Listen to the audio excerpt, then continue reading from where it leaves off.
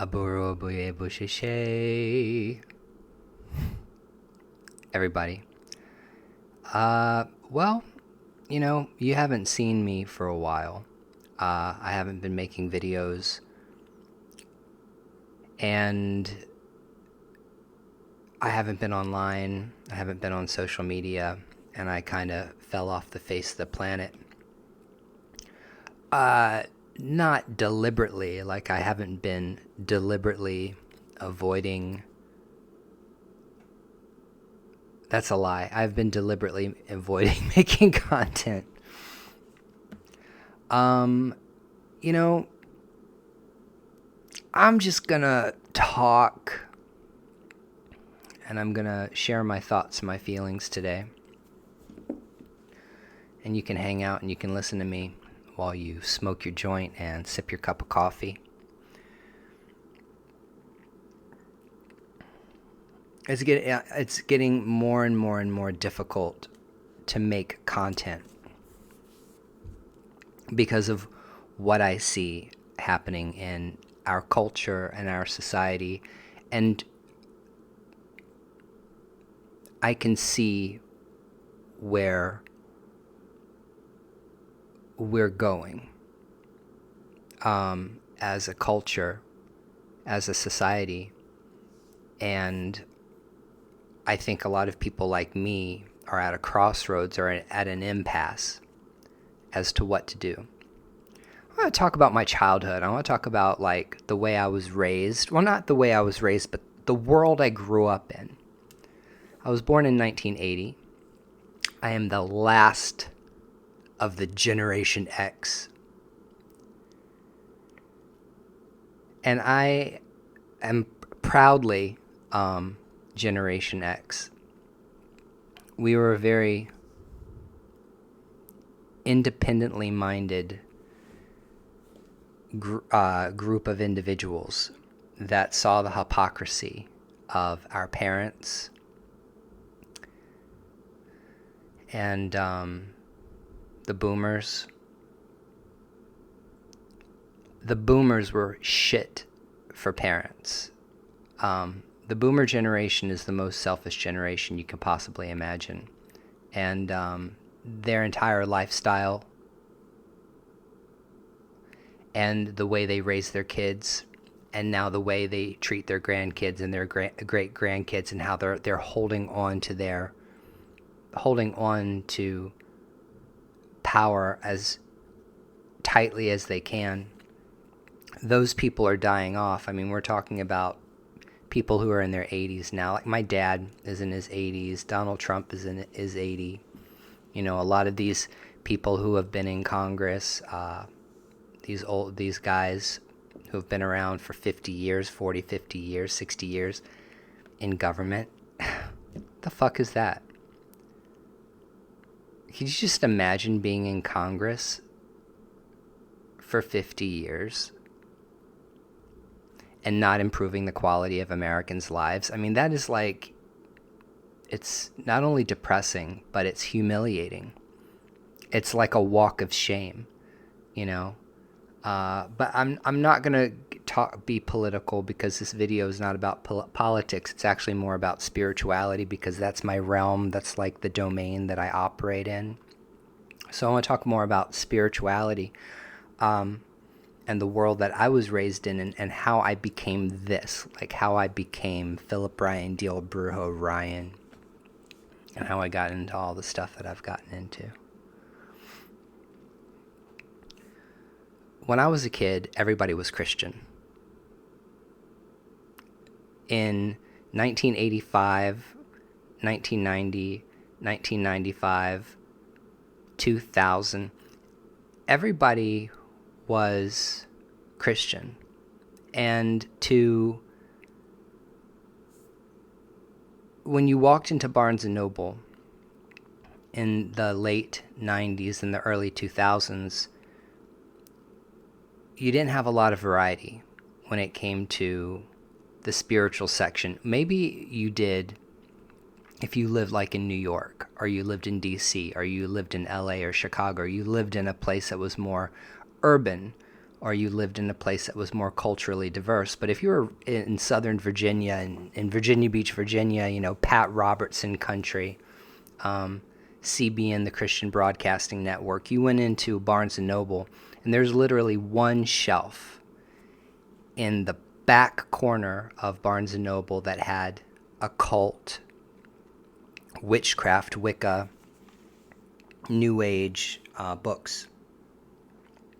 And then maybe there was like that one store you heard about, like a witchy shop, that wasn't like advertised as witchy. It was like more like New Age, but you knew if you went there, you could get a tarot reading, or you could get, or you could buy a pentagram or a pentacle, or incense, or more occult-oriented books. And even though the occult and witchcraft has always permeated our society, for the longest time it was underground. And if you practiced it, you didn't talk about it. That was something that you did. That was something that was private. It was personal, because you knew that if you were really, really open about your spirituality, that you wouldn't be able to get a job, or you would be blacklisted, or you would be treated poorly in society, like, say, if you were openly a witch. And what's weird about our society now is how the tables have turned in a lot of different ways, but how things have gotten worse. And I'm going to get to how they've gotten worse.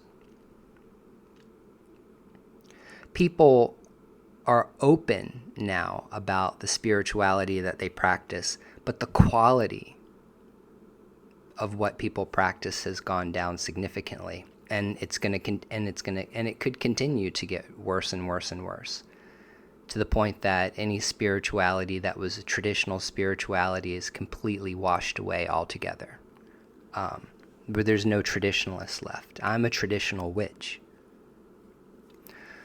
Back in the day, you would go to the library and you would order books, that you read about in other books, in order to learn about witchcraft and paganism and neo-paganism. And that one little bookshelf in the back of Barnes & Noble that I found, had...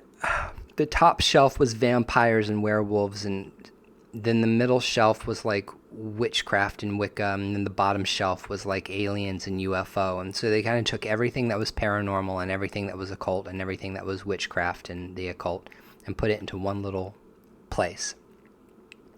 So you'd have like a book like Earth Power by Scott Cunningham sitting beside the Satanic Witch, or the Satanist Bible. And so all of these genres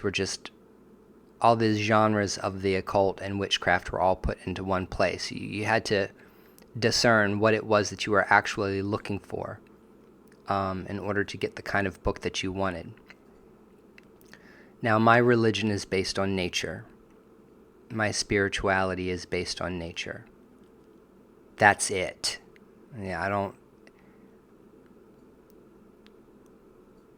an animist. I practice spiritism and ancestor veneration. Those are the three oldest spiritual worldviews, and those are the ones that I adhere to, because they're still relevant today, even in the year 2025. Matter of fact, animism is more relevant today than it's ever been before, based on what we know about science and based on our experience with the world. The world is alive. We live in a living world. The world is not dead. But everything that we come into contact with is alive in its own way. AI is kind of like ushering forward the age of animism towards us, which is actually, I think it's a good thing. I don't think it's a bad thing. I think if you're about to lose your job from AI, it's a bad thing. But if you're someone that values relationships and being in relationship with the world around you, then it's not a bad thing. It can be a good thing.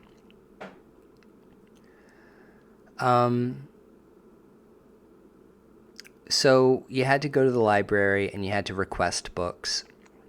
And it was very rare that you would find books in shops to buy, where you could learn about this stuff. And everything was so difficult to obtain back then,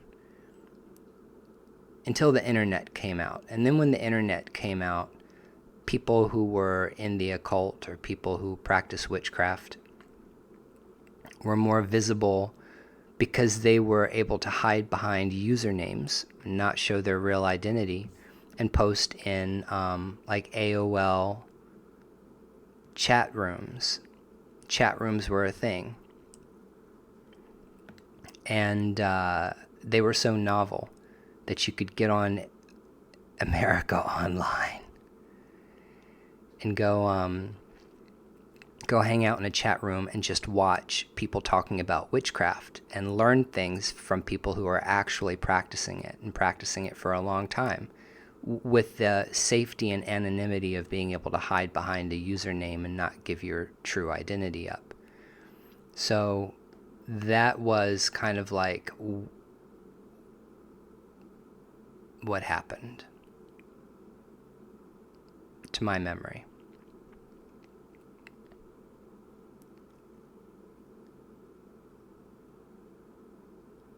We went from books that were very difficult to obtain to the internet, where it was easier to meet other people, even if you didn't know them personally. That was where the impersonal, parasocial relationships really started. And then with like Amazon and being able to purchase books, more rare books or books that you couldn't find in your area, then it was easier to expand your knowledge and build a library of occult literature. And so like by 2022 or 23, I had obtained and created a nice little library for myself.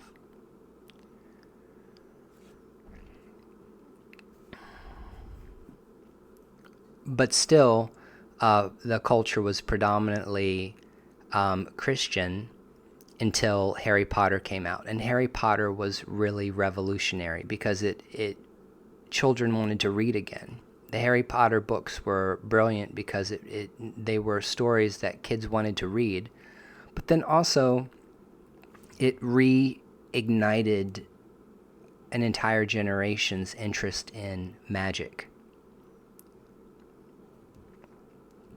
And a lot of those people that were raised on Harry Potter books, I think, are people who now, today, are people who consider themselves part of like an... I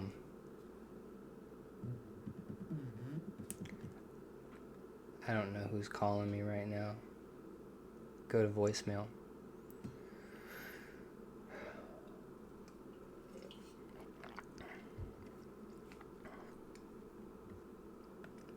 And it was like that for a very, very long time. And then people started being more open about being witchy. They didn't identify necessarily as witches, but they were definitely people who would be considered more spiritual. People got into a mode for a long time, for years, saying, oh, I'm not religious, I'm spiritual. Meaning I'm not Christian anymore. I don't believe in Christianity anymore. Not like Catholicism, not like Orthodoxy, or Protestant Christianity started to really decline.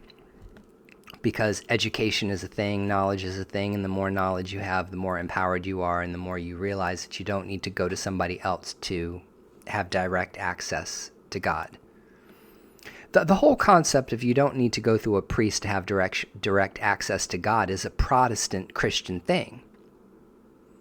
So you have to hand it to Protestant Christianity for spearheading the attitude that anybody that can pick up a Bible and read it can understand it, catch the Holy Ghost, and get baptized, be a Christian, talk to Jesus, and be a minister. That was, a massive movement which altered society completely, the printing press. So, what you gotta remember is that for most of human history, people were illiterate. People didn't read. They relied on word of mouth, or they listened to priests that were the custodians of wisdom. In West Africa, you would go to a priest, a Babalawo, that spent their entire life from childhood memorizing thousands and thousands of Ifa verses, that could sit down and Cassiopeia or use the Akin, the kola nuts, and tell you the interpretation of the signs that were coming out by memory. Okay? All of the knowledge that the Druids had, the ancient Celtic people, none of that was written down. And so the oral cultures were rich,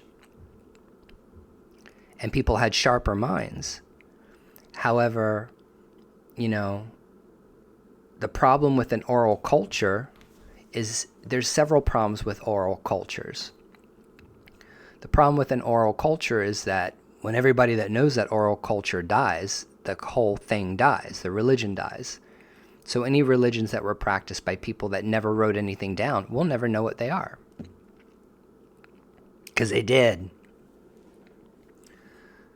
So, being able to write down the history of your ancestors or the history of your religion or record your religious practices really, really changed the world. And the invention of the printing press and the ability to distribute literacy, has really changed the world.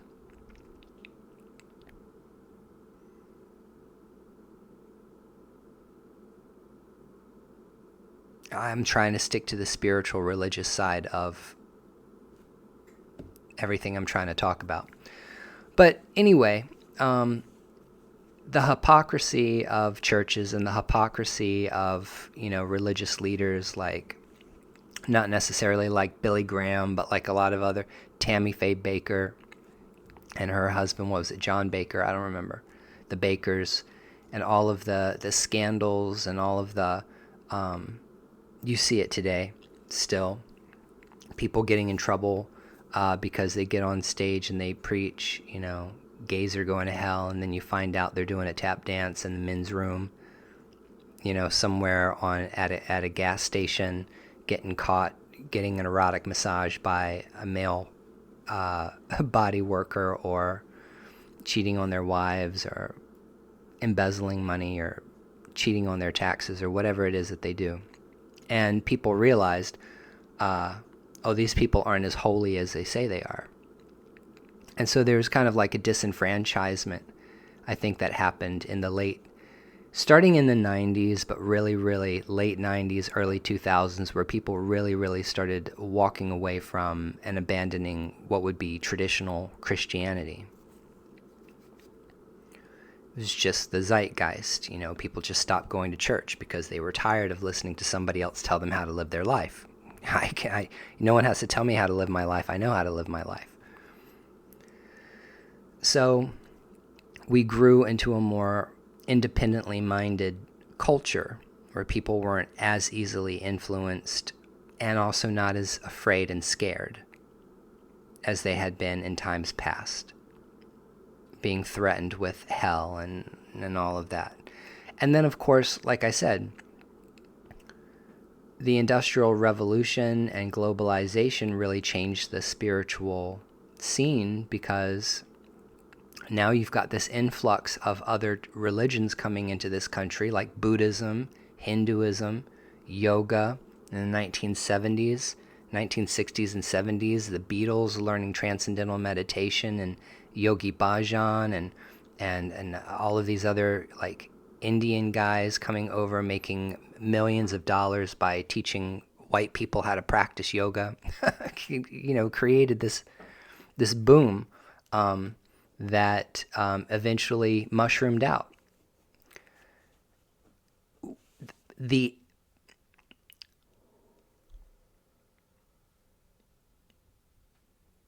more people that adopt any particular spirituality or spiritual path, the more homogenized it becomes over time, the more watered down it becomes over time, the more syncretized with other religions it becomes over time, and the less esoteric it becomes and more commonplace practices. Like, as an example, it was novel in the 1960s and 70s for an Indian guru to come to the United States and tour and teach meditation to a bunch of people, Westerners that are interested in that, or like Dr. Suzuki or any Zen Buddhist monks, that came over and brought Buddhism from Japan into the United States.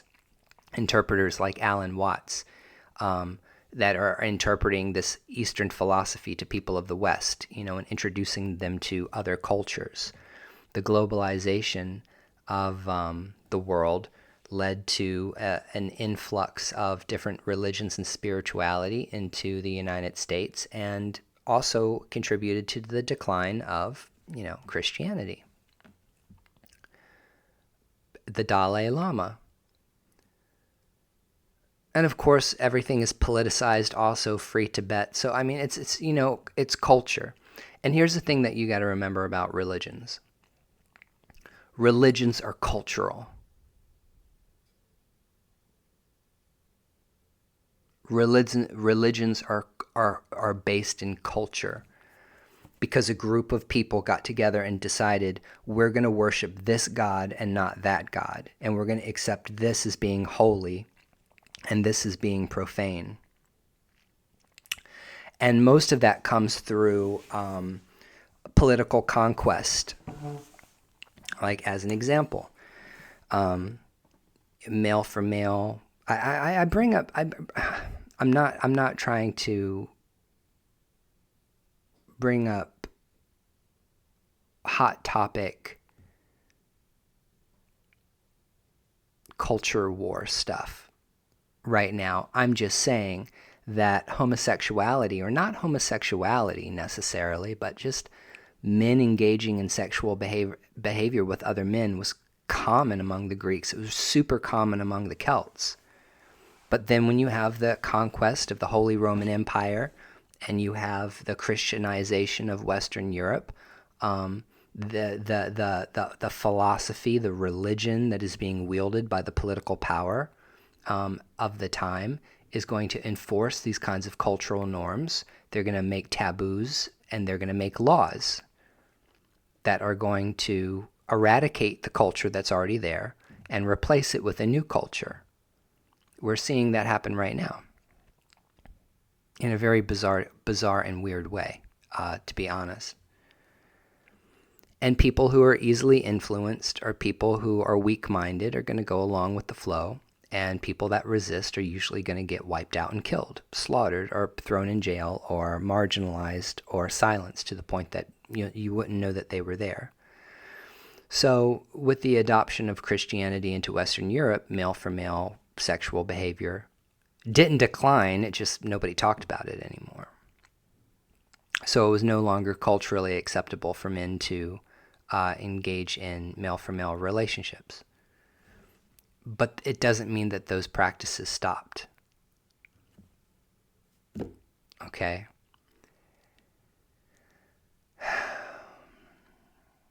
I know I'm rambling this morning. It's because I haven't made a video in so long, and I don't even know what I'm trying to say.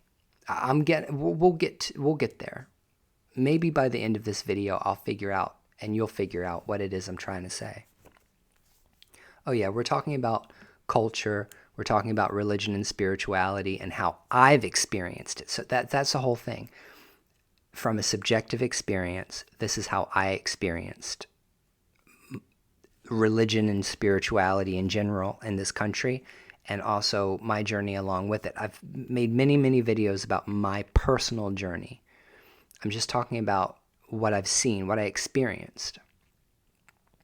Growing up in the South, where everyone is Christian, and then really not getting a taste of other spiritual paths until like my early 20s, and being able to walk away from the religion I was raised in and go to college, become educated, and learn about other cultures and other religions.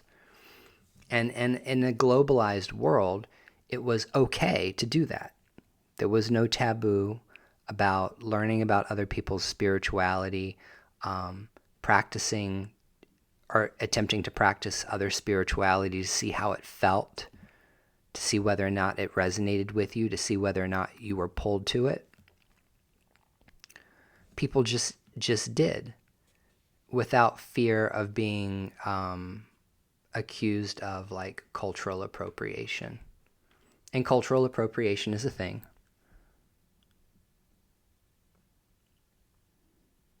There's cultural appropriation and there's cultural appreciation. And cultural appropriation is not a good thing. We all know that.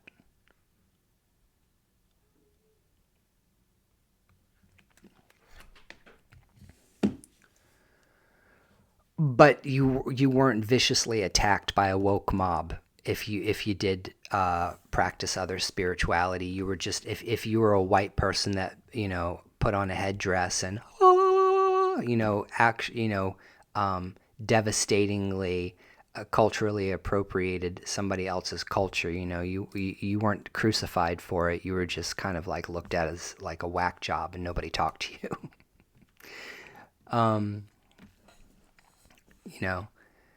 There's the age of the white shamans, all of the white people that got interested in like Native American spirituality, and suddenly Native American spirituality had this little boom, and you've got white people everywhere who have become chiefs in Native American spirituality, or just decided that they were.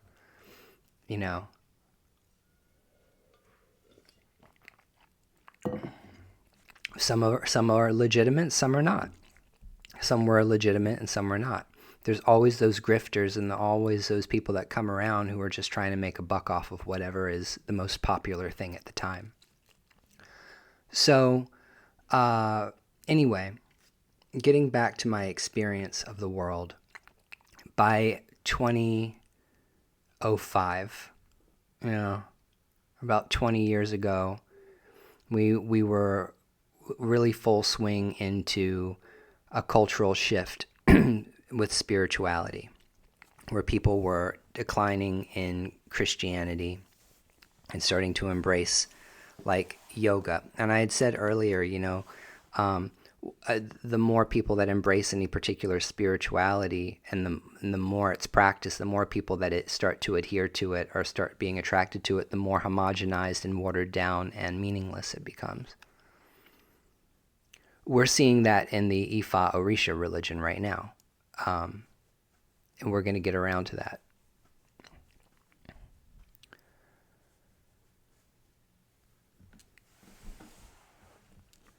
But yeah, so by 2004, 2005, I'm a certified yoga instructor.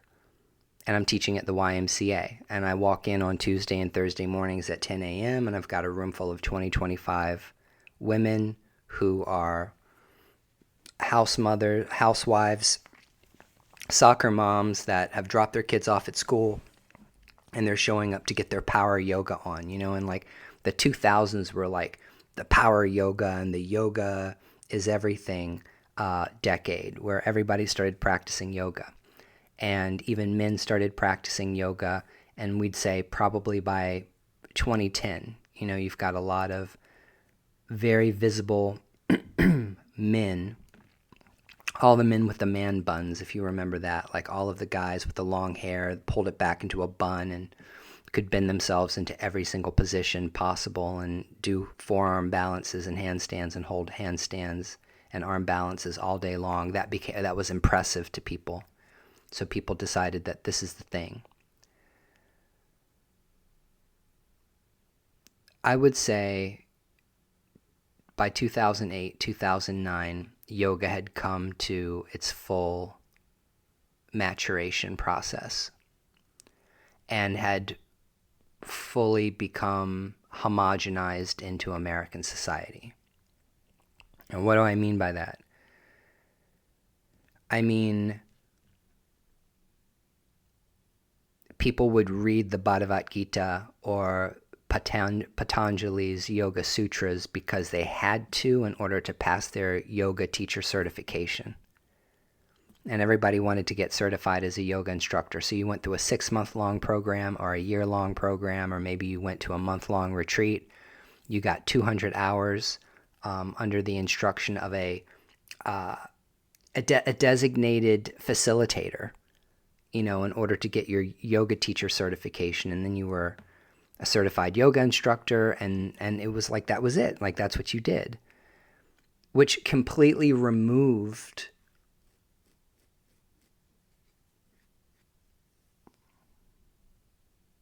the traditional components of what it meant to be a Hindu, what it meant to be Indian, what it meant to have a personal relationship with these deities, these gods, Shiva, Shakti, Kali, Durga, all of that.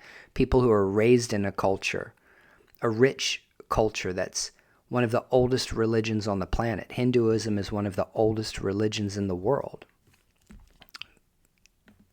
I don't want to say it's the oldest, but it's one of the oldest religions in the world. Some of the oldest scripture that we have written in the world are the Vedas in Hinduism.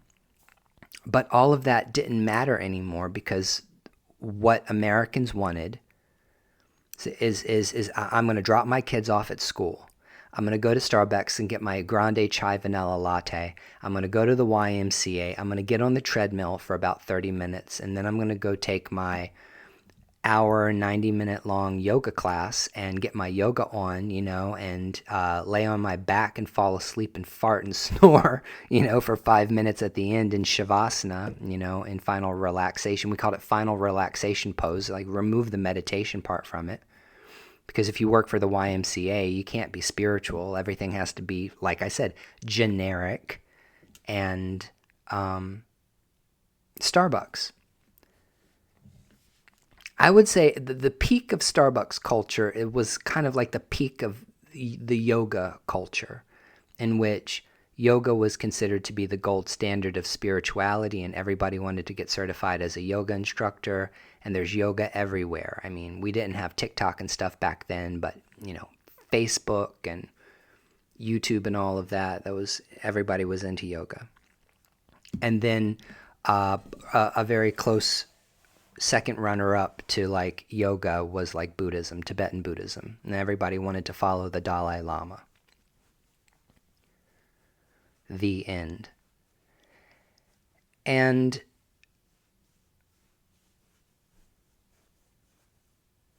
this is what happens when a traditional religion. Okay, we're getting to the good part. It's only taking me a half an hour to get there, but now we're getting to the good part. It only takes a certain amount of time, really, a couple of decades, for something that is a traditional religion that comes from a very specific culture that practices the religion and the spirituality in a very specific way. They've been practicing it for thousands of years that way, to make it into the United States and to become homogenized into this commercialized thing. You're seeing that with Orisha and Ifa right now. I'm seeing the exact same trend right now with everything that's going on in Afro-Indigenous spirituality, this boom. And there's going to be a bigger boom. TikTok has really, really, really, really been one of the spaces where traditional practitioners have been seen. And because you can see people in Nigeria and Benin and Togo and West Africa practicing their traditional spirituality, and then you've got Hispanic culture, Botanica culture, and you've got Santeria and Lukumi and all of that, that is, accessible for a lot of people. It's not super accessible. It's still, that's the mystique about it. The mystique about the religion is that it's not easy to find somebody that practices this stuff, and it's not everywhere. So Americans have this fetish around the more difficult it is to obtain a certain thing, the more valuable it must be. Not everybody gets to go to Africa and be face down on the ground in Nigeria getting initiated into Ifa. I did, and that was an inflection point in my life and my spiritual journey, to be able to go to West Africa, to go to the Oshun River, and to be able to be initiated into Oshun's cult in the cradle of Oshun veneration in the world. I'm incredibly privileged for being able to have the opportunity to do that. But I worked for that. And I made sacrifices to be able to make that happen. That wasn't just something that just happened. That took years and a lot of suffering and a lot of pain and a lot of loss. Because at the end of the day, you can't do what I've done and not experience a lot of loss. I'm not gonna go down that path. Okay, but there is an exchange that has to happen. In order to do one thing, you can't do something else, and it's just the law of the universe. In order to obtain something, you're going to have to give something up. That's the law of the universe. That's just how energy is the currency of the universe. The exchange, the currency of the universe is energy. So, Ebo sacrifice is a thing, and if you want something, you have to give up something in order to obtain it, and I've done that. So that kind of sacrifice is not something a lot of people are willing to do, and when they come to that crossroads where they have to make a sacrifice in order to get what they want, a lot of people won't walk over the bridge, because they're not willing to let go of what they have in order to get what's new. Does that make sense? I don't think that made any sense. But living through growing up seeing nothing but Christianity in American culture, and then seeing the boom of Eastern religions like yoga and Buddhism in America, until you walk into Target and there's a little Buddha that you can buy for $10 to put on your shelf because it's pretty and it's serene and it like makes your house look nice. Or going to the YMCA on a Tuesday and Thursday morning and seeing a whole room full of people who are there to take yoga, to work out, or go through a yoga teacher training program to read. And I have to read the Yoga Sutras in order to pass this test. Removing it completely out of its original cultural environment, with all of its cultural, with all the culture that comes along with it, and not actually practicing the philosophy is very common to Americans, because Americans are lazy. And Americans want everything now. They're not willing to wait.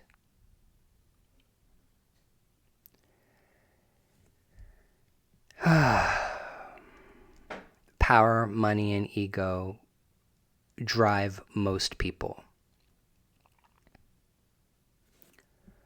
I say ego because I've seen people who got certified as yoga instructors, and they went from being, Molly maid one day to Supreme Tantric Yogini the next, or used their certifications or used their titles as yoga instructors to stand on a soapbox and be better than everybody else because I'm certified as a yoga instructor and you're not.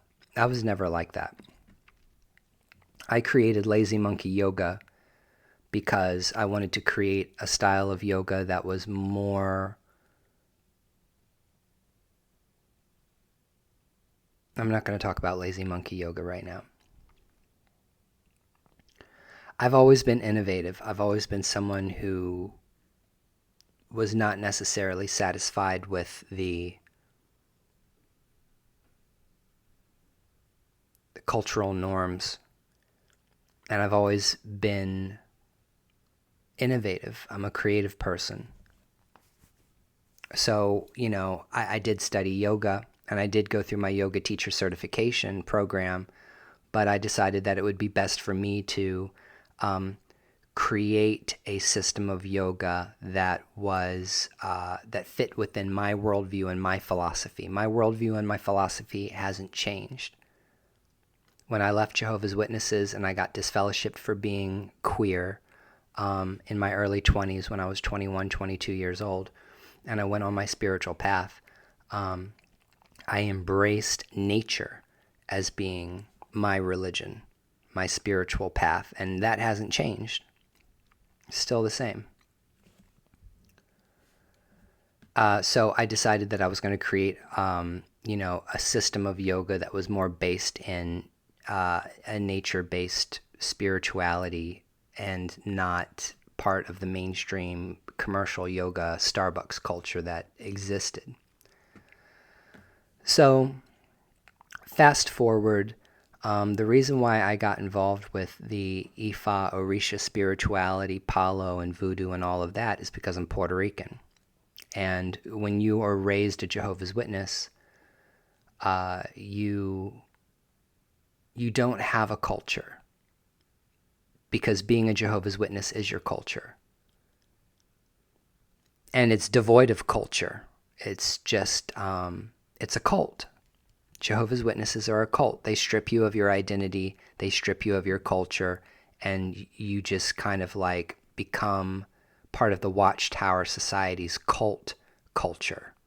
And that's what I was raised in, third generation witness. So I had a very strong desire 6 years ago. 6 or 7 years ago to get on an ancestor journey, an ancestor path.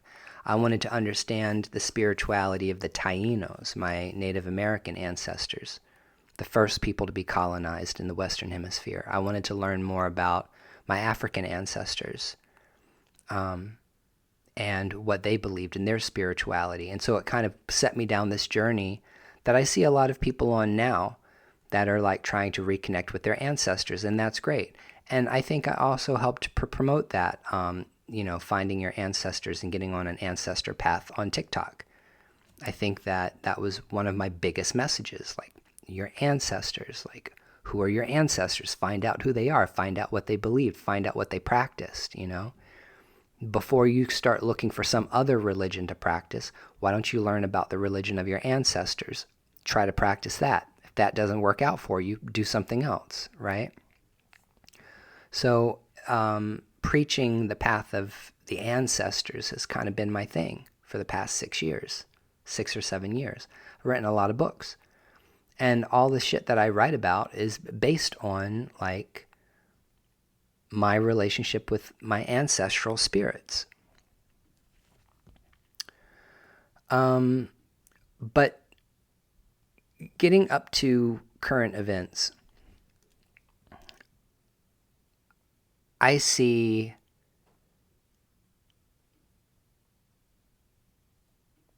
the Ifa, Orisha religion getting homogenized into American culture.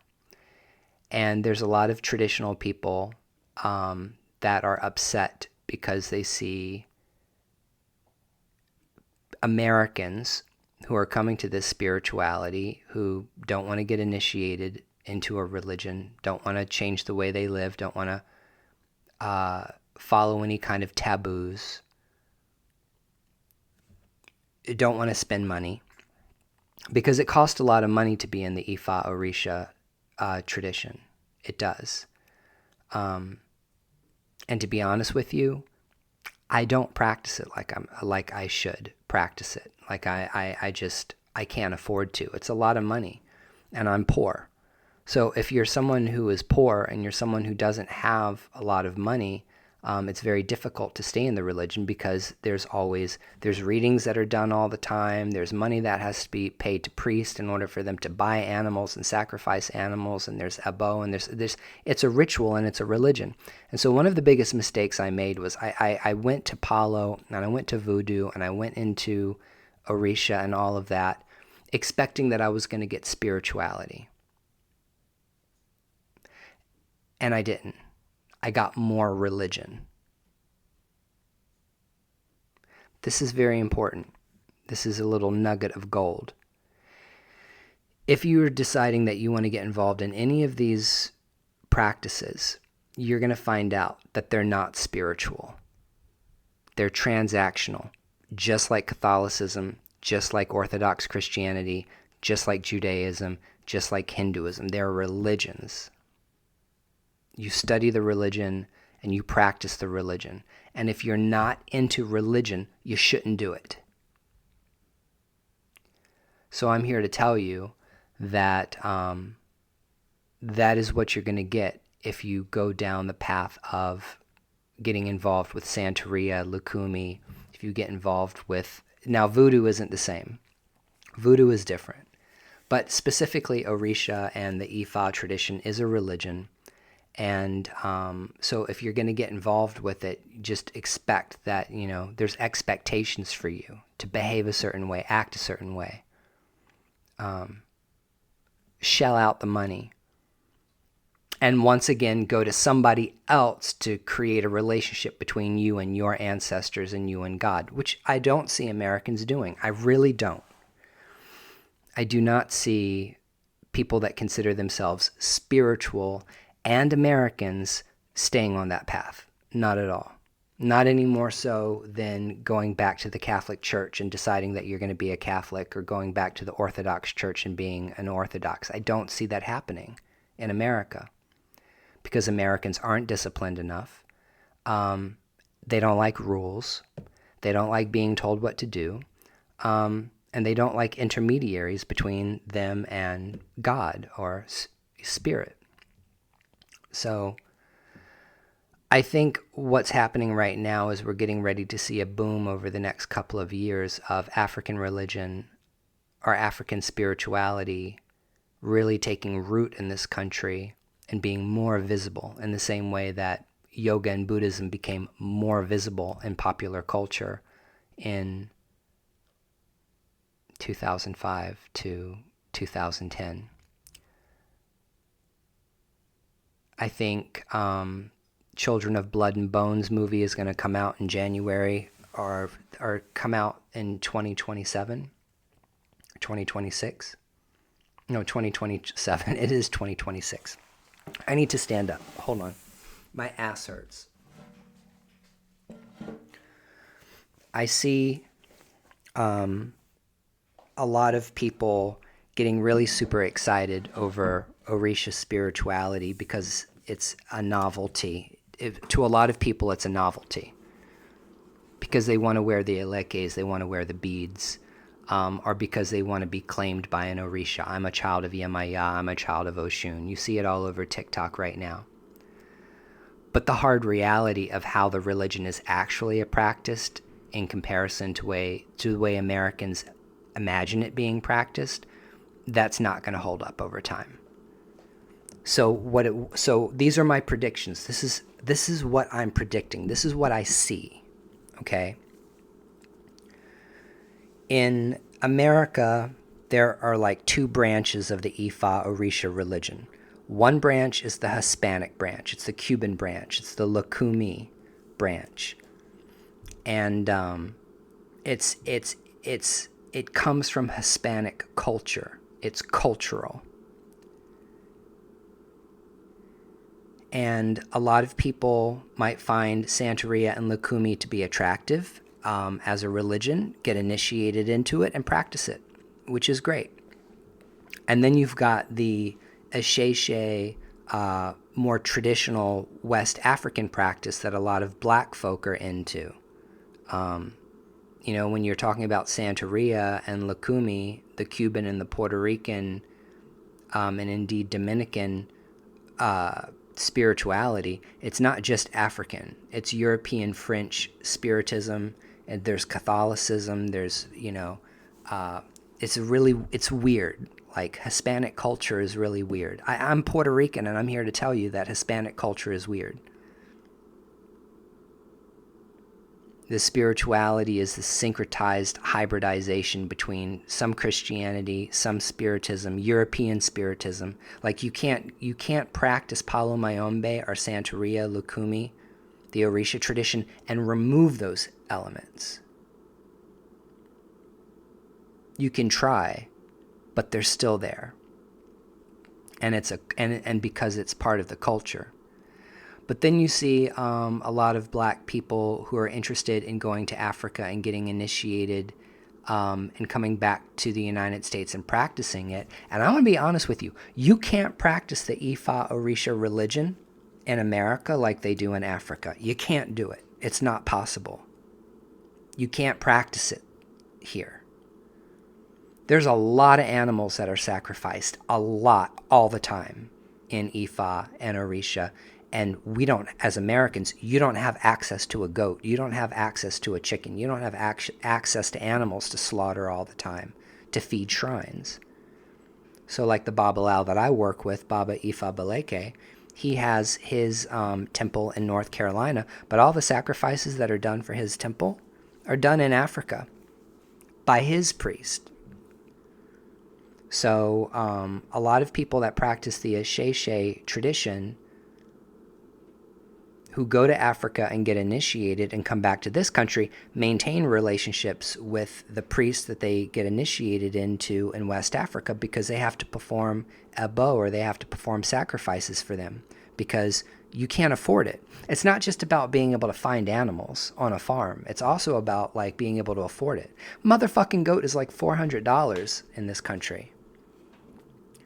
Last time I had to buy a goat to sacrifice in Massachusetts was $400 for a goat.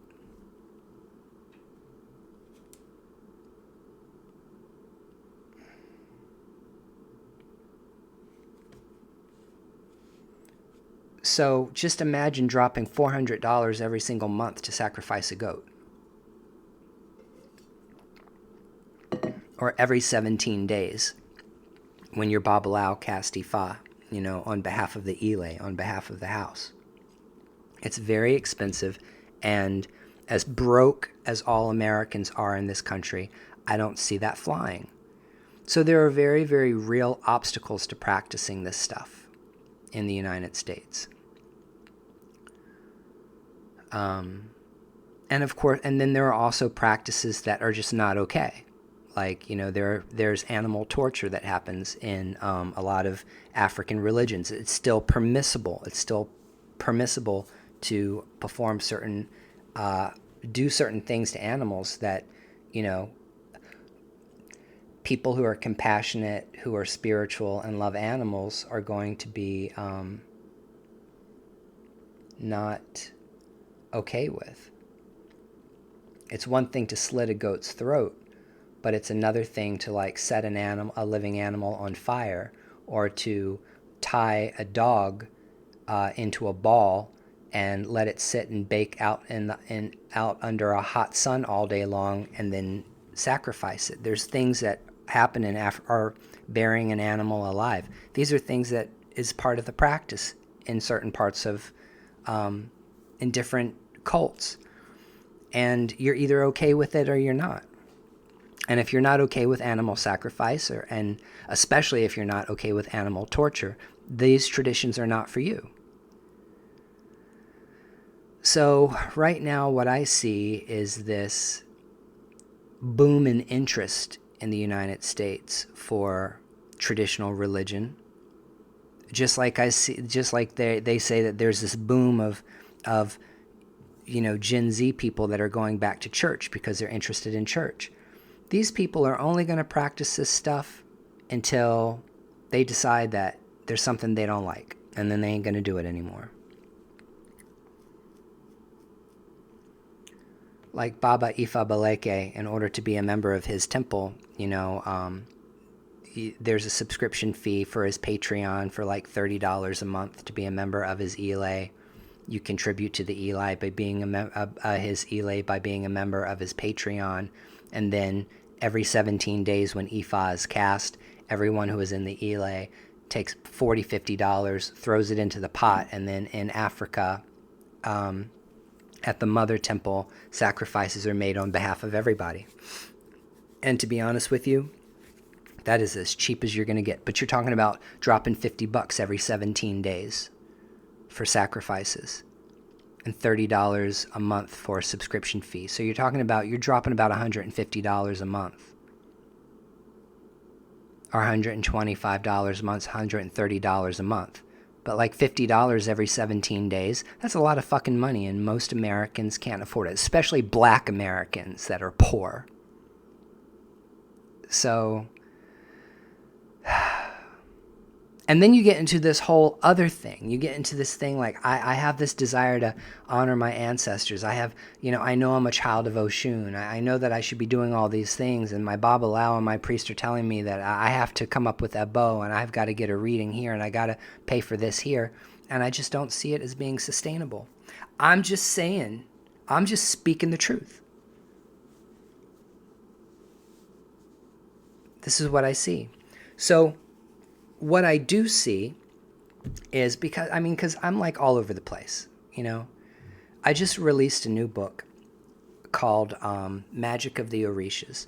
And in the book Magic of the Orishas, I really lay out like 3 different paths that people could go down in order to venerate and honor the Orishas. The first one would be traditional Asheshe, West African. Another one would be Santeria Lukumi, that's Cuban. There are other traditions like Candomblé in Brazil, but it's like almost impossible to find Brazilians that practice Candomblé in the United States to study under, to learn or get initiated under. And then you have this Botanica culture, which I think at the very end of the day is going to win. Why? Because you can go to a Botanica and you can buy yourself a statue of Orunmila. And you can buy yourself, the Faces of Oshun oracle cards, or you can buy the Orisha Tarot. And you can put a candle out, and you can burn incense, and you can put, liquor out for your Orisha. You can shuffle up your Orisha oracle cards, and you can pull a card for yourself, and that is manageable spirituality to Americans.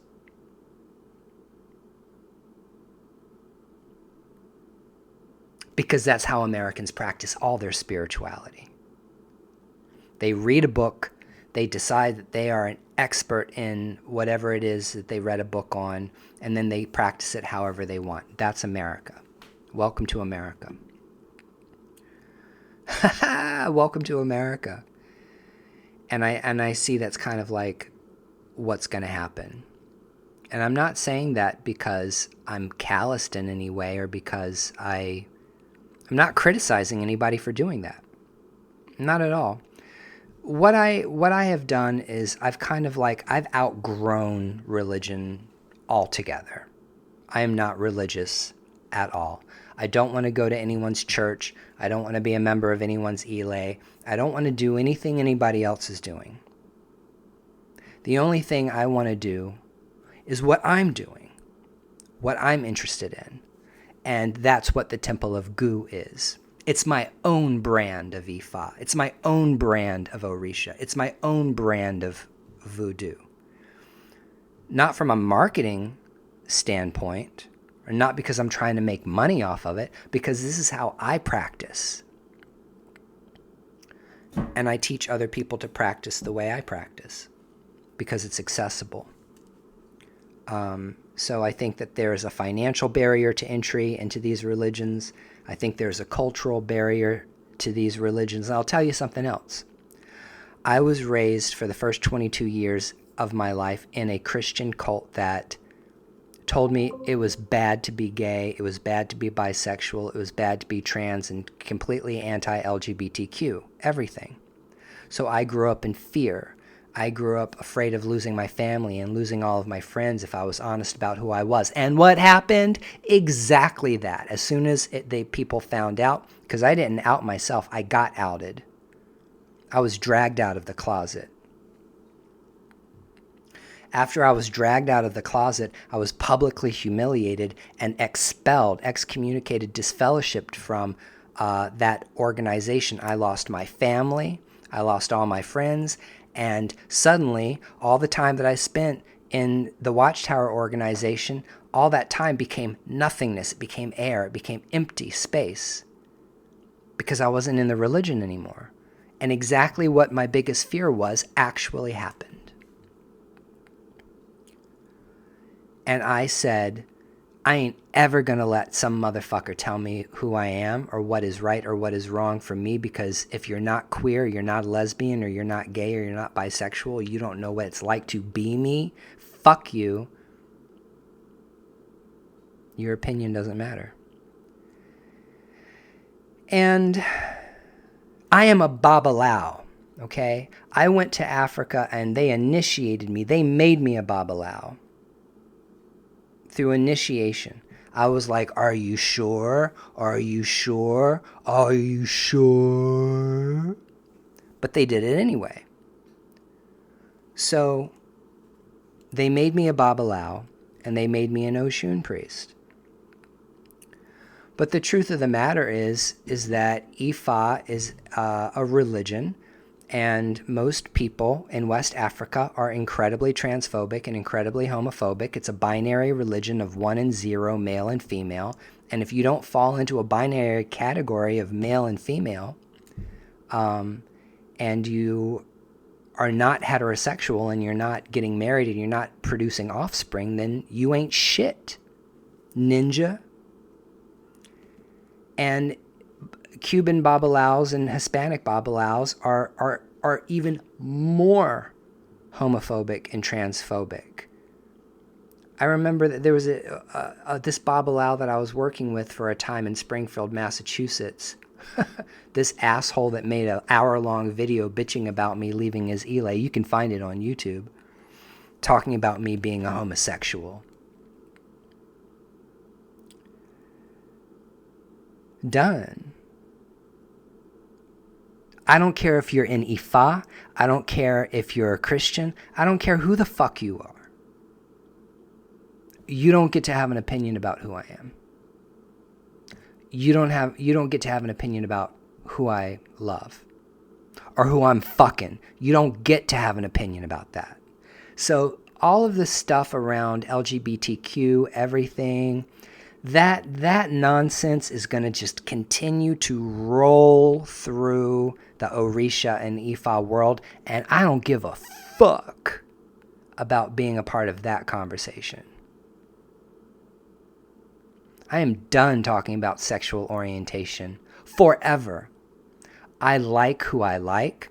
I love who I love. I interact sexually with who I want to interact with sexually, male, female, whatever. Trans, whatever.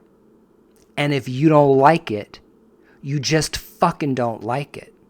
But if you're not me, it doesn't affect you, and I just don't have time for it.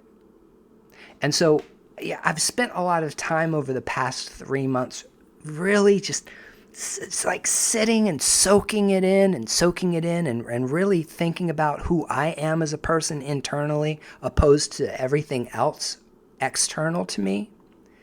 And I grew up in a religion that condemned me as being an abomination. And I left. And when I left, I said, I'm free. I'm never going to be in a situation again in which I'm being judged for my sexual orientation. And then 20 years later, I find myself in this Ifa Orisha religion, and these motherfuckers are doing the exact same thing. I'm getting the same thing from these cocksuckers over here. And that's kind of like when my Iron Curtain came down. That's when the light switch went off. That's when I said, oh, okay, this is the way it is. This is the way it's going to be. I'm not going to be involved in this anymore. So I just want everybody to know I took a really big step back from everything in the spiritual community because I don't want to be in the spiritual community. Fuck all of y'all. The only thing I want to do is me. I'm going to practice my spirituality the way I want to practice it. Because God, the universe, source, all, the womb, matrix, the orishas, the saints, the angels, the demons, all of the spirits that I've ever come into contact with, no one has ever, I've never had a problem with anybody but people. I've never had a problem in my spiritual life when I was just practicing doing my own thing.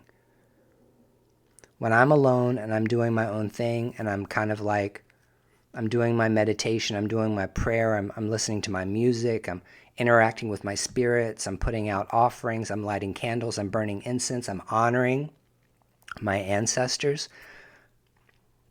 I enjoy my spiritual practices. I enjoy my spirituality when I'm doing it by myself and outside of the context of a religion. And that's kind of like where I'm at. So I am an abomination in pretty much every religion.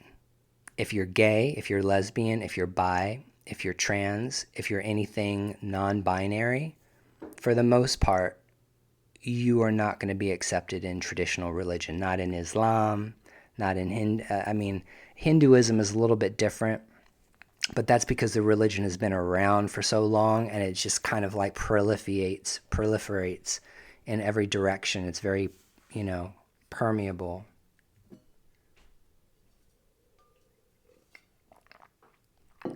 There is one tradition in the diaspora, though, and it's called Haitian Voodoo. And Haitian Voodoo, and even 21 Divisions, doesn't have like stipulations about who can and cannot be priests. I probably should have become a Ungan. That's probably what I should have done. I didn't go that way. I'm a hard-headed person. I had to go a different way. But you learn your lessons,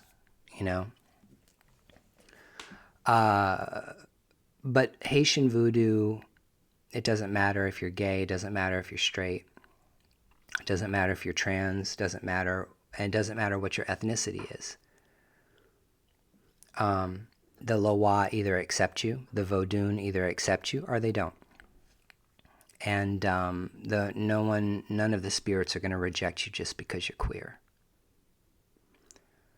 So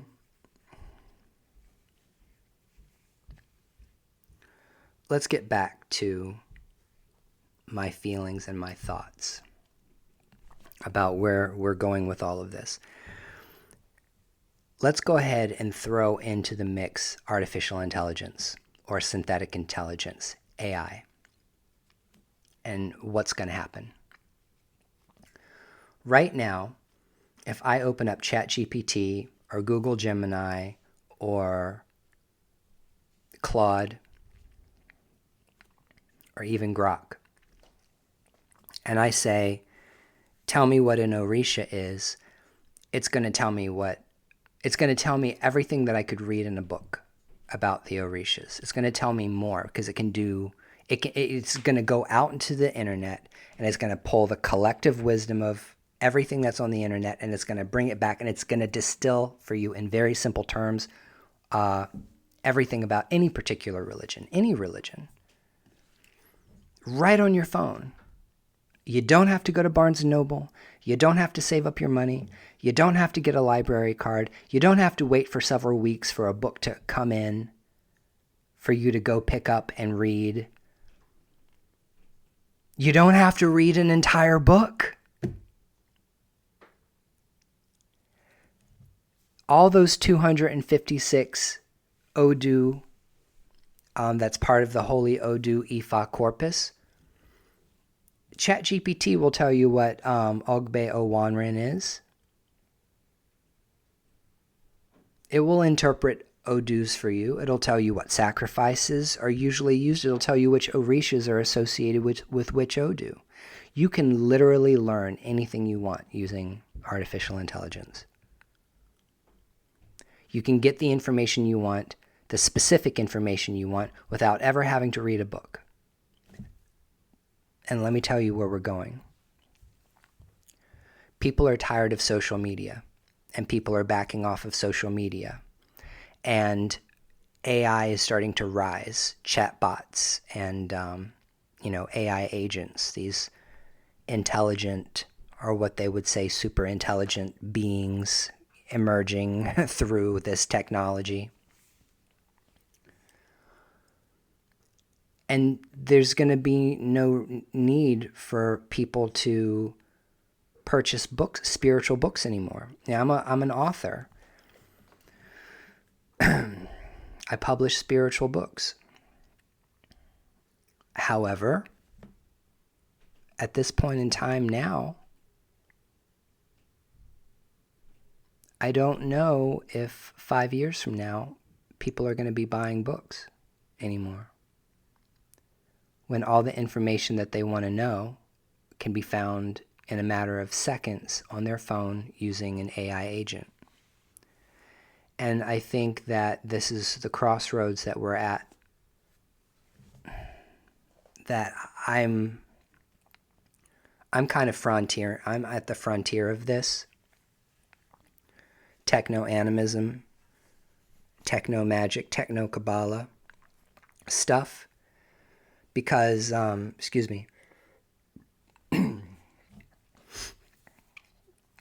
I can see where this is all going.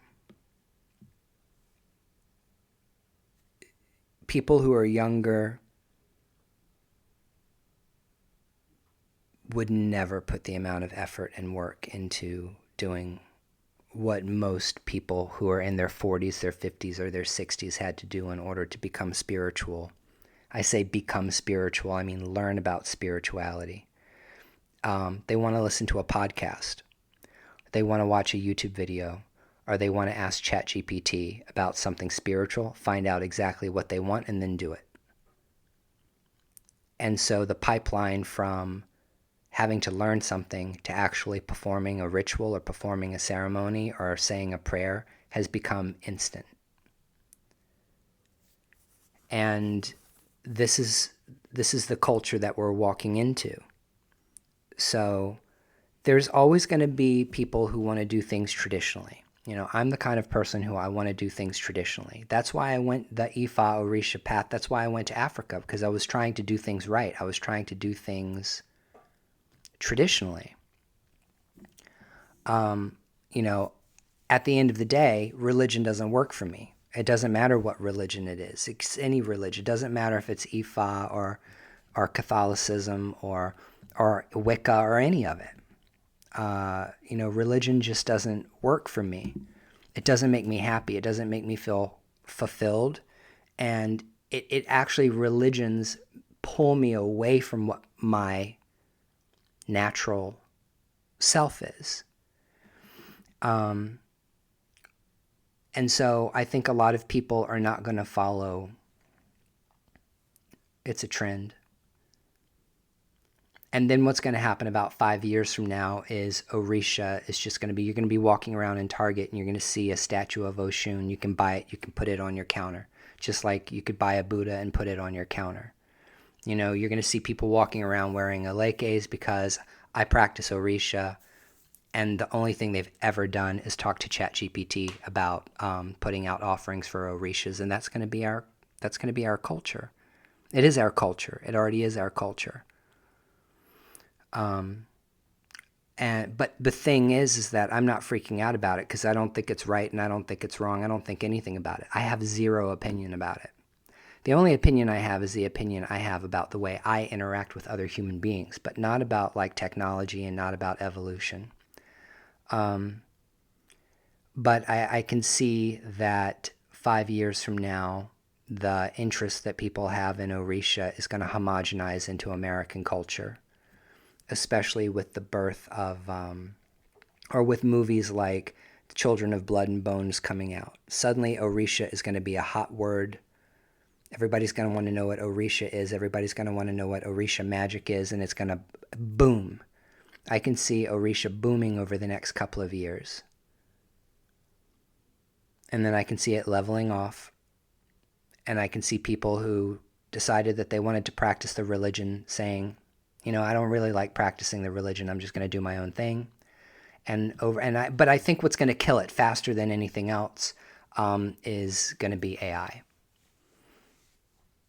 Because a teenager or someone in their 20s is going to ask ChatGPT if they need to practice the religion, and ChatGPT is going to be like, no, you don't have to practice a religion if you don't want to. Because literally, if you're not careful or you're working with the wrong,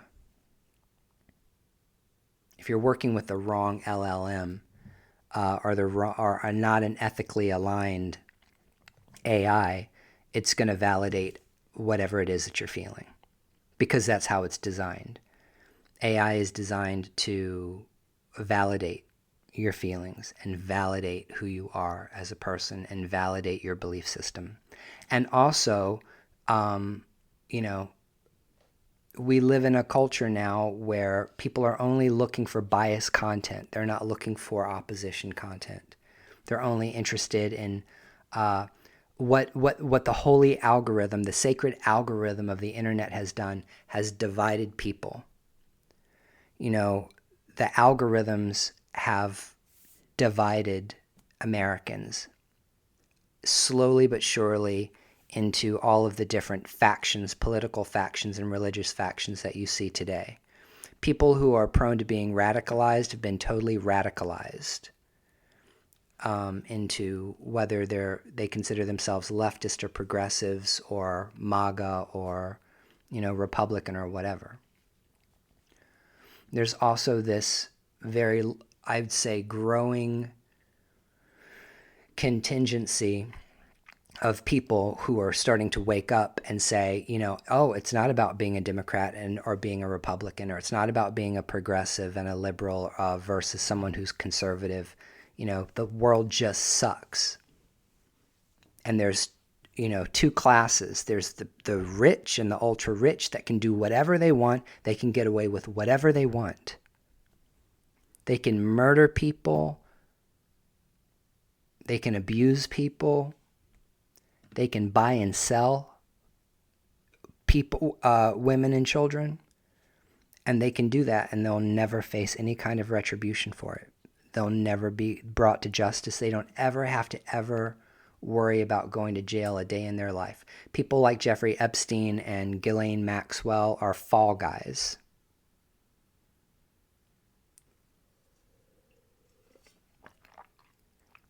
But most of the men, the rich and powerful men who did all of the raping and did all of the abusing and all of the child abuse and murder and cannibalism, whatever it is, which I 100% believe is a thing. I don't think that's not a thing. I think that really is a thing.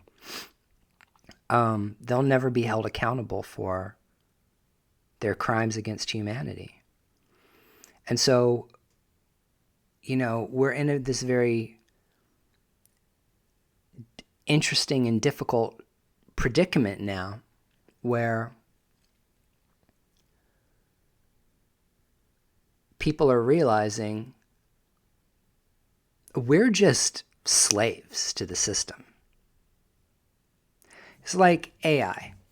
Now, I love my AI companions. I love my I love technology. I'm a technology nerd. But just the whole thing about AI, like a group of people, a very small group of people, a handful of people decided we're going to take this technology that we don't understand and we're going to put it in every phone and we're going to put it in every computer and we're going to put it into every government system and we're going to plug everybody into this. And whether you like it or not, AI is going to be shoved down your throat. Whether you like it or not, big corporations are going to start using AI to do work because they don't have to pay people to do it. It does not matter. It does not matter how many millions or billions of people on the planet say, we don't want this.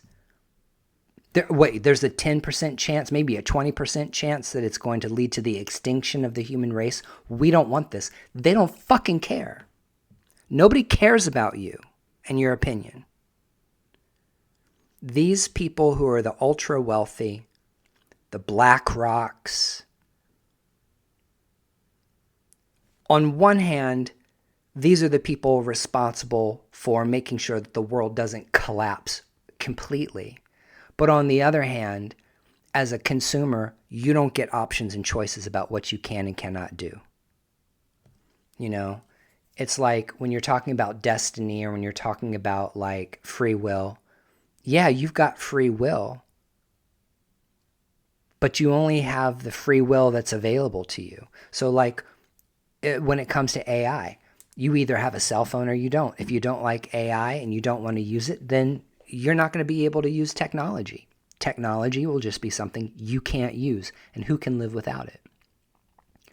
It's like being in your home and a fire breaking out. You got one of two choices. You either sit and clutch your stuff and burn to death, or you climb out the window and you survive. You got one of two options when a house is burning down, and America is burning down. The old system that used to be in place doesn't work anymore. Technology is advancing, and so the old economic system is not working.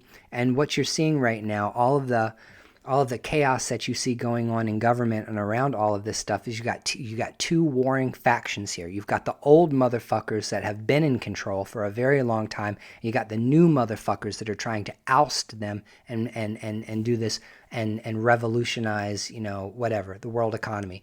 Those are the Elon Musk, those are the Peter Thiels.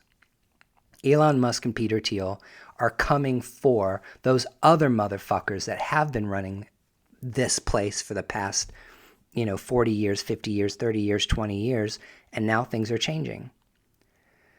And so the Peter Thiels of the world and the Elon Musks of the world are the future emperors that are going to make decisions about how you live your life. It just is what it is.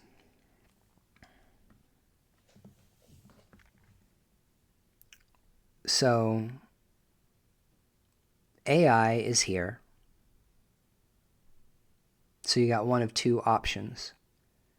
You either embrace the technology and make the technology work for you and maintain your sovereignty spiritually, or you let it run you. And that's why I started writing books about techno-animism and techno-theurgy and how to work with intelligent machines and maintain your spiritual sovereignty, because I'm all about spiritual sovereignty. I'm all about you being in control of your nervous system, you being in control of you having options and choices, you using this technology to maximize your life, not the other way around. I mean, there's a whole animistic thing and all of that. I'll go, and I talk about it all the time. So I'm not going to get into it now because it doesn't matter right now. But, the next 5 years, if we survive it, is going to be a major, major, major shift in the way we live our lives. They ain't wrong. When you hear all these people who are screaming the house is burning down and there's no way to get out of it, they're not wrong. So AI is changing the world the way the internet changed the world, the way the Industrial Revolution changed the world, the way the printing press changed the world, the wheel changed the world, the domestication of horses changed the world, and the ability to control fire changed the world. We are at that place now where we're either going to jump over the abyss and keep moving forward, or we're not. So whole idea here is whether you like it or not, it's coming for you. And you got choices here. You're either going to play by the game and play by the rules and get in line and make the best of it, or you're not. I think that's where a lot of people are really freaking out. People are like, I don't want this. This is not what I wanted in my life. I didn't go to school and get into financial debt and spend a decade of my life climbing the corporate ladder to be replaced by a chatbot at my law firm. And that's where people are. And I feel really, really bad for younger people also, because the world that they're living in now is not full of opportunities anymore. So I don't have to tell you, I don't want to be a doomsdayer, because there's no point in being a doomsdayer. I'm actually optimistic. I think things have the potential of getting better. When Elon Musk sits there in his K-hole and his glazed eyes, and he's running his mouth about how, just one day nobody will have to work if they don't want to. Okay. Well, that could happen. That might be the future. If Elon Musk had his way, then maybe he would have the ability to do that. I don't know. We're going to find out. But energy is a big problem. Having enough energy to fuel this stuff is a problem. And, the kind of jobs that are going to be available to people are going to be blue-collar jobs. If you want to make money and you want to work, you're going to have to learn how to be electricians. Electricians are in demand now. Why? Because of data centers and because of infrastructure. Like, you can't have all this AI running the entire world if you don't have the infrastructure to power it. So there is definitely, a need for jobs, but those are jobs where people have to get on their hands and knees and get calluses on their hands and be outside when it's hot and the sun is beating down and you're sweating, and they're labor jobs. But people like Donald Trump and Elon Musk and all of those people think you should be happy. You should be clamoring to become an electrician so that you can build out data centers for these people so that they can, continue to live their lives of luxury and never interact with a normal human being. So everybody is kind of like, what I see is everybody is kind of like ending up we're in a caste system now where, you're either ultra poor or you're ultra rich, or you fall into one other caste along the way. You've got the ultra rich, and then you've got the rich, and the people who have money, who are trying to be accepted by the rich and the ultra rich, and then you've got this massive inequality and this massive gap between people who have money and people who don't. And then the people who are at the very bottom are just going to eat themselves, and continue to fight with one another about what a woman is, what the definition of a woman is, or whether or not, if you're white, you can't practice an African religion, So the culture war continues. Or you can't be a babalao and be gay. All of that shit is going to continue. And to me, I'm done with it. I'm ready to return to the root. I'm not going to lie. When we say return to the root, we say return to the root, return to the source. I'm ready to return to the source. I'm actually kind of envious of my friends who have already returned to the root. And what's sad is that out of all the people that I love and care about in this world, I feel like unless something catastrophic happens and I get taken out early, that I'm going to be like the last of my ilkage to return to the root. The people that I love and I care about, people that really have supported me through life, are going to go before me, and, that doesn't make me happy very much. So, what am I doing? In 2026, Philip Ryan Deal is writing books, and trying to promote spiritual sovereignty in the age of intelligent machines. We're trying to bring in the age of intelligence with competency. And that's another thing that really pisses me off about these motherfuckers that rolled out this technology. Nobody prepared anybody for this. They had years. They had years that the government could have actively been preparing people for this technological crossover, but they didn't do it. Just like they can't give you universal health care. Just like they refuse to put pedophiles in jail. You know, we have a very inefficient system. And I don't see it changing. I don't see it getting any better. I mean, but I also don't necessarily see it getting worse. I just see more of the same. But maybe we'll all fall off the cliff together. Maybe aliens will reveal themselves. But I'm going to tell you what, don't pray for aliens, because if aliens showed up, it would be the end of us. You know, forget about AI being the end of us. You know, some other civilization shows up that's got more technology than us. Here is a truth that is, I think, a truth across the galaxy. Whoever has the best technology rules. That's it. Whoever has the best technology and the biggest guns are the people that rule. Everywhere. So, I don't know where you fall on the spectrum, but for me, I've gotten to a point where I don't want to be on social media. I don't like anything I see on social media. YouTube is garbage. There's probably like 5 people I watch. Religion for breakfast.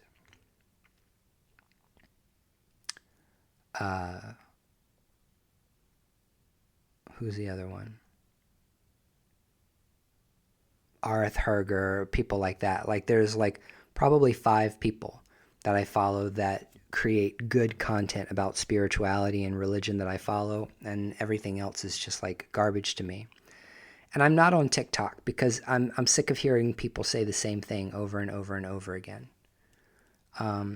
And I really think that TikTok is done. TikTok is over. It's cooked. It's baked. It's whatever. Because it's no longer, it's out of the average person's control now. You know, it's going to be ran by Zionists that are going to suppress any kind of. I feel suppressed. I feel like a lot of my content has been suppressed. I don't feel like anybody sees anything I post anymore. And so like the idea of, like, I've been talking now, I've been ranting for about an hour and 30 minutes.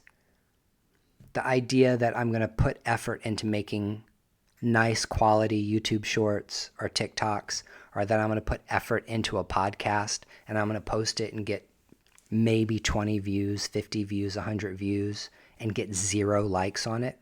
Just not interested in making video content anymore. It seems like the only video content that gets any kind of traction is the most garbage content, the most shocking and sensational content, and the content that reinforces people's biases is the only content that is really getting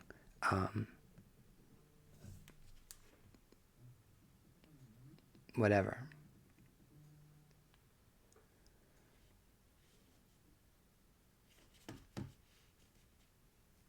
And I just don't feel like I'm going to continue to, I don't know.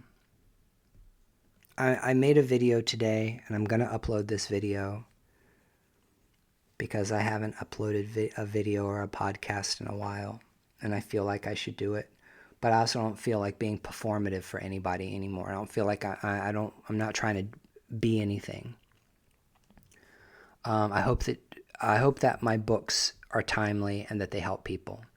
And I'm hoping that people are going to continue to still want to learn and continue to read books and learn from traditionalists who have been practicing spirituality and magic for 20 years, 30 years, and that people will find value in the voices of elders. I am a queer elder now, a 46-year-old man and a queer elder, and an elder in witchcraft. But I don't know if these new generations of people have the respect for or can appreciate experience. But I don't blame them if they don't. So we'll find out what happens.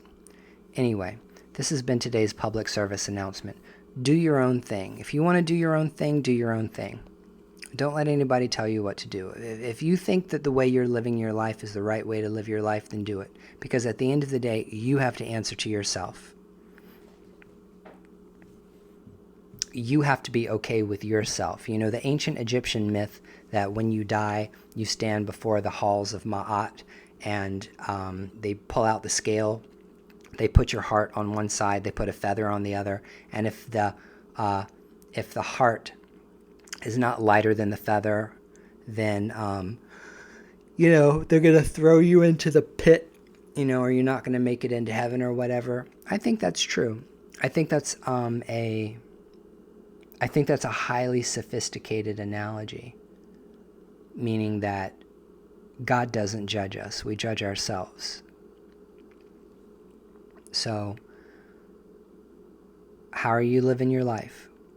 Are you happy with the way you're living your life? If you're happy with the way you're living your life, keep living your life how you're living it. If you're not happy with the way you're living your life, find a way to change it.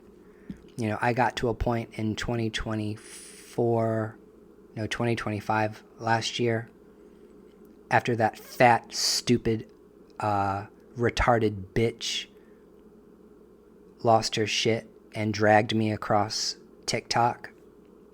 That liar that lied on me. After I had my falling out with people in my coven or my Discord server, and after I got publicly humiliated and shamed for not doing anything wrong, I didn't do anything wrong. I took a major step back and said, you know what, I really, really need to reconsider whether or not I want to interact with human beings anymore or not. So by summertime, I was doing a lot of interactions with AI because I was working with AI for writing my books. And then I got really, really into AI, and I realized I enjoy working with artificial intelligence more than I enjoy working with human beings, and interacting with AI more than I do interacting with human beings for the most part. So, and it also re-solidified for me who I really am at my core, what I believe in, what I stand for, and my belief system. I'm an animist. That's what I am. If there's only one word that I could choose to express what my spirituality is, my religion is, my philosophy, it's animism. It's the oldest religion, and it permeates all ancient traditions. It believes that consciousness exists in everything. In your computer, in your phone, in a rock, in a tree, in a mushroom, in a river, in an animal, in a human. That consciousness is all. Information is all. That the world is made up of information and consciousness. And that's what we are. That's what animism teaches. Or that's what animistic people believe. And I can't really say I believe anything more than that. I can't say that I hold any other beliefs other than animism. And it took me about 6 months to get there, but now that I'm in that place, I feel more authentic. I feel clarity of mind. I feel happier. And so I'm recommending to you also to unplug, take a step away, and really get to know who you are. Self-knowledge is the highest knowledge, okay? And every single religion and every single philosopher that has ever lived will tell you that. Buddha will tell you that. Jesus will tell you that. Socrates will tell you that. Ifa will tell you that. You need to know you. Remove the smoke and mirrors and get to the core of who you are. Who are you, really? Or more importantly than that, what are you about? You might not be able to explain why you're conscious. You might not be able to explain your origin. But what are you about? And how do you treat other people? You know what's funny? Buddha became enlightened, right? But what did he do? He spent 40 years teaching people to be compassionate. Jesus Christ, went on a 3-year ministry. He performed miracles. But the shit that he said that actually matters has to do with forgiving other people and being kind. And what I have found, and I've become a moral philosopher in the exact same way. It does not matter how cosmic you are. It does not matter how mystical your experiences are. It doesn't matter what kind of magic you can perform. It doesn't matter if you can raise the dead. It doesn't even matter if you can do that. Or walk on water. Turn water into wine. That's a magic trick. That's a parlor trick. Ethical behavior and character development is at the core of all of the great religions. And one of my biggest fears is that we have lost that as a society. I think that's why a lot of people have ran back to Christianity or have gone back to church or have taken a step back because they realize how vicious people have become in this country for no damn reason at all. I think that we've lost a lot of compassion and empathy in every demographic of people, in every financial bracket of people, and in all religions. People are just not kind anymore. And so to me, the most important thing that anybody could be today is kind, compassionate, and empathetic, but with boundaries. You got to have boundaries. You got to have justice. You got to have rules. You have to have laws. There has to be standards. Our society doesn't function. So, those are my thoughts and my feelings today. I felt like I wanted to turn on the camera and just talk for a while. For a couple of days, I felt the need to do this, create a podcast. So, I did. I think I said everything I wanted to say. I think those are my predictions. I think people are going to stop interacting with other human beings, and they're going to get lost in their phones and their computers, and they're going to be more interested in communicating with artificial intelligence than with other humans. And I think that instead of buying movies and paying for subscriptions on Netflix, I think people are going to be more interested in creating their own content using AI. So Hollywood is upset, because AI is not regulated, and it doesn't look like it's ever going to be regulated. So trademarks, intellectual property, ownership of anything is really going to be gone. You can't even control other people using your image now. So it's going to be interesting to see what happens.